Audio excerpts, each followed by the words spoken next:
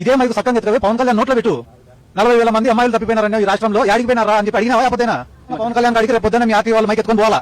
పోయి ఏం సార్ 40,000 మంది అమ్మాయిలు రాష్ట్రంలో మిస్ అయినారని నీ కాడ డేటా యాడుంది, సిగ్గుండి మాట్లాడిన ఈ మాట అడుగు. డేటా ఉంది, సోర్స్ ఉంది, నేను వినిపిస్తాను నీకు. బైరెడ్డి సిద్ధార్థ రెడ్డి ఈ విషయాన్ని చాలా మంది పవన్ కళ్యాణ్ గారిని విషయం చెప్పడానికి వాడుతూ ఉంటారు. దయచేసి పర్టికులర్లీ ప్రతి పవన్ కళ్యాణ్ అమ్మని ఈ వీడియోని వైఎస్ఆర్సీపీ వాడికి షేర్ చేయండి. ఎవరైతే 30,000 మంది అమ్మాయిలకి సోర్స్ లేదని వాగుతాడో ఆ ప్రతి ఒక్కటి మీరు దీన్ని షేర్ చేయాల్సిందిగా నా మనవి. సో కంటెంట్ లోకి వెళ్తే జూలై 26, 2023 అజయ్ మిశ్రా గారు రాజ్యసభలో దీని గురించి మాట్లాడుతూ చాలా స్పష్టంగా చెప్పారు. 2019లో 8,438 గర్ల్స్ అండ్ ఉమెన్ మిస్ అయిపోతే 2020లో 9,431 గర్ల్స్ అండ్ ఉమెన్ మిస్ అయిపోయారు.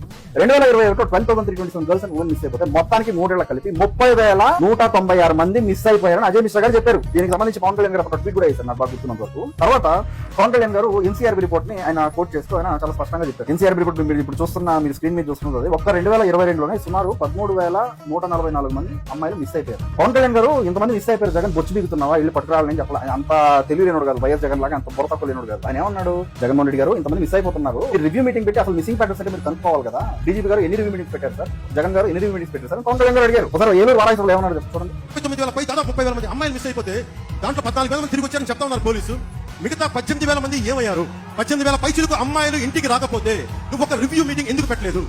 డీజీపీ గారిని కూడా అడుగుతున్నా, ఒక రివ్యూ మీటింగ్ ఎందుకు పెట్టలేదు? మీరు ఎందుకు మిస్ అవుతున్నారు?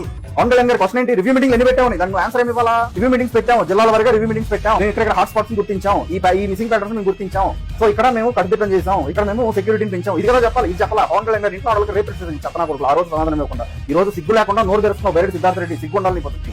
ఓకే, జగన్ వేస్ట్ ఫెయిల్ కాబట్టి పోయింది. జగన్ గారు ఓడిపోయిన తర్వాత లోక్సభలో బండి సంజయ్ గారు దీనికి సంబంధించి సమాధానం మళ్ళీ పవన్ కళ్యాణ్ గారు చెప్పింది కరెక్ట్ అని చెప్తూ ఆయన కూడా ఇదే రీతిగా మాట్లాడారు. 2019లో 6,896 మంది మిస్ అయిపోయారు, సుమారు 6,583 మంది దొరికారు. మళ్ళీ 2020 7,576 మంది మిస్ అయిపోతే 7,189 పీపుల్ మళ్ళీ ట్రేస్ అయ్యి దొరికారు. 10,885 మంది అమ్మాయిలు మిస్ అయిపోతే 9,616 అమ్మాయిలు దొరికారు. 2022లో 10,433 మంది మిస్ అయిపోతే 10,994 మంది దొరికారు. ఇక్కడ జగన్ పీకింది ఏమీ లేదు నా బొచ్చు.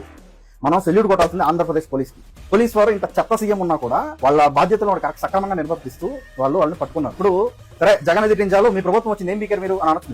చెప్తా. 2024 జూలై 30 అంటే 2024 జూన్ 4 రిజల్ట్స్ వెల్లడైంది. వాళ్ళు గవర్నమెంట్ ఫామ్ చేసిన నెక్స్ట్ మంత్ రాష్ట్ర వ్యాప్తంగా 13 యాంటీ హ్యూమన్ ట్రాఫికింగ్ యూనిట్స్ ని ఎస్టాబ్లిష్ చేశారు. దాని ఇంపాక్ట్ 2024 ఎన్సీఆర్బీ రిపోర్ట్ లో సుమారు 9.6% మిస్సింగ్ పర్సన్ స్టాట్స్ తగ్గింది.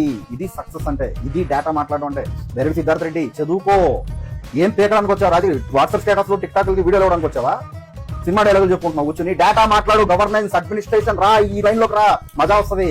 లోక్సభలో ఏం మాట్లాడారు, రాజ్యసభలో ఏం మాట్లాడారు, బీబీజీ రామ్జీ ఏంటి, ఎన్సీఆర్బీ రిపోర్ట్ లో ఏం చెప్పారు, క్రైమ్ రిపోర్ట్ బ్యూరో ఏం చెప్తున్నా చెప్పు, ఇవన్నీ మాట్లాడు. ఇది రాజకీయం.